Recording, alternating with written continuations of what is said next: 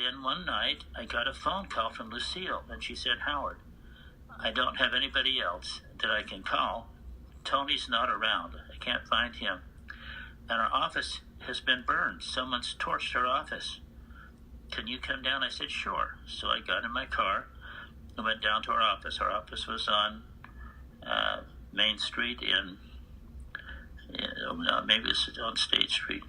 I think it was on State Street down about around 33rd South or so, down in Salt Lake, right on the street. And sure enough, there were fire department guys there and everything else. And I went and said hi and all that kind of stuff. And they were, mopping up. They'd put the fire out. Things were there.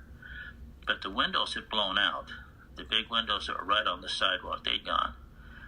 And pretty soon the firemen were all taken off.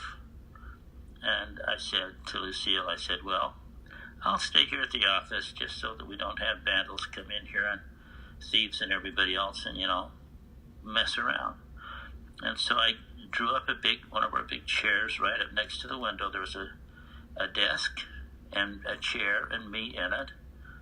And several just like that around. And been a pretty bad fire. And I sat down in the chair, and sure enough, a couple of kids came by. And this is like 1 o'clock in the morning. Mm-hmm. And they started reaching through where the window used to be. And I said, hey. And they looked at, they saw me and said, hey, get out of here. And they left. And I thought, well, I'll just stay here and watch. And then I fell asleep.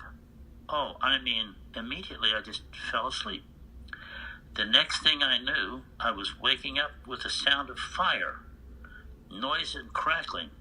And I turned and looked around behind me, and the whole ceiling was just in flames. Everything was in flames. Wow. And all behind me was in flames. There was nothing else. But I had that window had been blown out in front of me, so I just stepped through where the window used to be, walked across the street to a payphone. That was before cell phones were even invented, and called the fire department.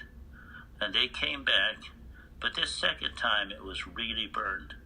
And it was very clear to them that whoever torched it before, the fire had been put out, but a little sooner than whoever it was thought it should be.